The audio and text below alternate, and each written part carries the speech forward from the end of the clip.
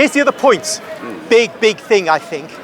And I think whenever I bring this up with a non-Catholic who's a Protestant, they really have, they really have to go round the houses a little bit. See what you do. Revelation 12. And a great portent appeared in heaven. A woman clothed with the sun, with the moon under her feet, and on her head a crown of 12 stars. She was with child, and she cried out in her pangs of birth, in anguish for delivery. And it says in verse 5, she brought forth a male child, one who is to rule all the nations with a rod of iron. I say that just so it's clear that child is Jesus. Yeah. Therefore the woman must be Mary in one level of this image. But she had a crown of 12 stars, not one star. Yeah? Yeah, but 12 stars represents all of the tribes. 12 stars represent the 12 apostles, they represent the 12 tribes of Israel. Yeah, so then you can't be Mary. She only represented one tribe. Oh, no. Mary is she's the fulfillment of everything Israel was building up to so that she could bring forth the Messiah. So that's why she is also Israel. This is also Israel here. You see, it's like you see one image, you say, well, it should be one star. But actually, it could be 12 stars, it could be one star. It could have been a crown of one star, for the reasons you give. But it could be a crown of 12 stars. She's not just about the tribe to which she belongs. She is summing up Israel in her body. She's the queen of Israel.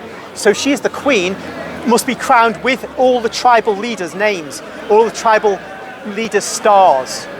Right, so would you still say it's Mary in verse 6? 6. And the woman fled into the wilderness, where she has a place prepared by God. Okay, now we get the image coming out in another aspect. I mean, Mary did flee with Joseph. King Herod fled with the baby Jesus into Egypt, but that doesn't have to be what we're talking about here, because this is an image which is both Mary and Israel, and one could say the church. But the aspect of Mary is there.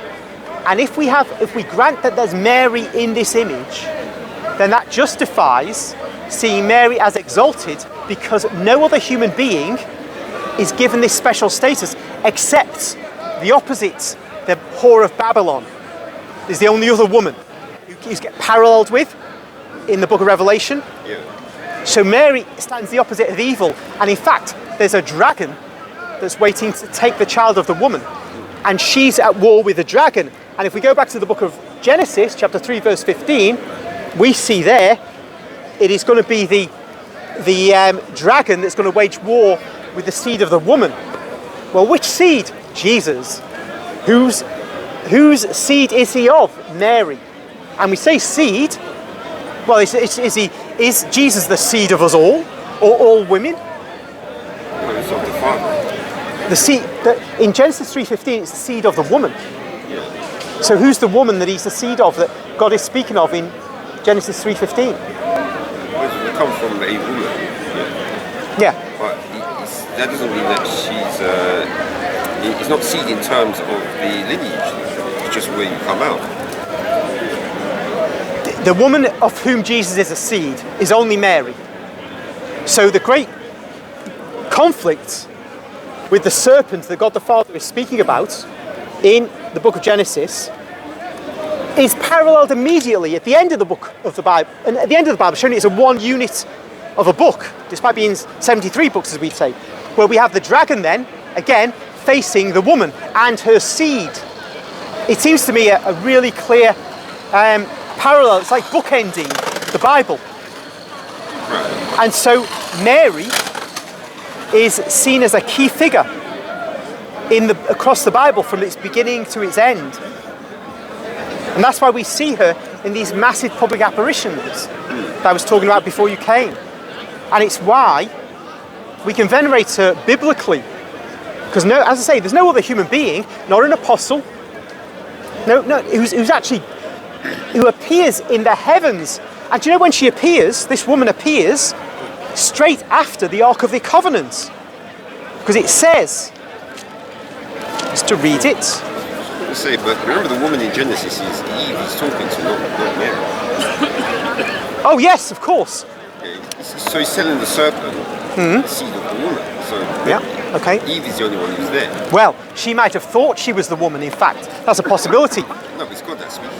But it says here, I will put enmity between you and the woman, and between your seed and her seed, and he shall bruise your head, and you shall bruise his heel.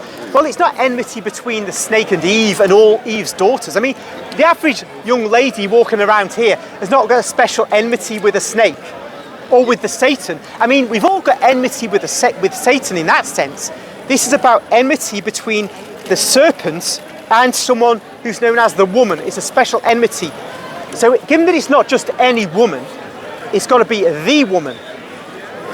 Who's the woman who uniquely this could refer to? Well, the answer lies in the book of Genesis, the book of Revelation, because it's there we see a woman who's faced by the dragon. Right. Only in there, nowhere else. And it's only in the book of Luke that we see Herod, the personification of Satan at that point, who seeks to destroy the Holy Family. Actively, clearly, overtly seeks to destroy the Holy Family. So there's the other place where it happens within history.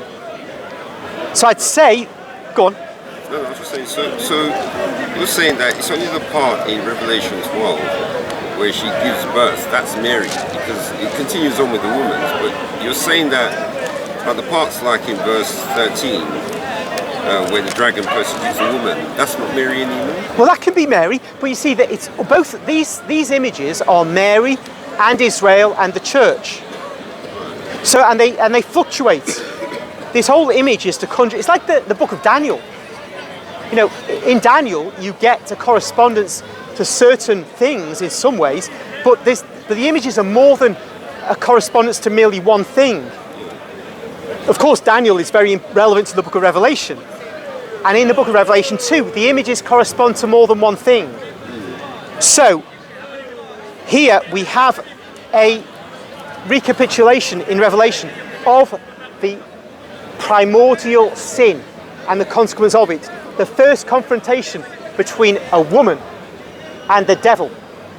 Eve is special because she's the mother of all the living. But the rest of the women in the world are not special. They've not got any special problem with Satan any more than we have as blokes. But the special woman that God must be referring to is somebody other than the generality of women. The only woman it could be is Mary, unless somebody else is yet to be born that we don't know of, which seems unlikely. So, and when we think about that, without the book of Revelation, we think, yeah, it must be Mary. But then when we read in the book of Revelation, there's a woman who's faced by a dragon. It becomes clear that that was Mary God was talking about. Furthermore, as I said, before I read that passage, chapter 11, verse 19, then God's temple in heaven was opened, and the ark of his covenant was seen within his temple. And there were flashes of lightning, loud noises, peals of thunder, an earthquake and heavy hail. And then he goes on and says immediately, and there's no chapter divisions in reality, goes on, and a great portent appeared in heaven, a woman clothed with the sun. So the ark disappears and a woman appears, and she's bearing Jesus. Now, the ark of the covenant bears the 10 commandments, the manna, and Aaron's rod.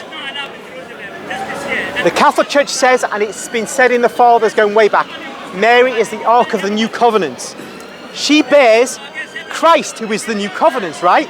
He himself is the new covenant. It's his blood that's shed. And so she is the new ark. That's why we have the ark appearing, and immediately it disappears, and immediately a woman appears, carrying in herself the ark. I mean, St. John's imagery here can't be clearer. We've got no choice but to venerate her. We can understand other people being ignorant of this, but how could we? Oh, no. Mary died, tradition says, decades after Jesus ascended into heaven.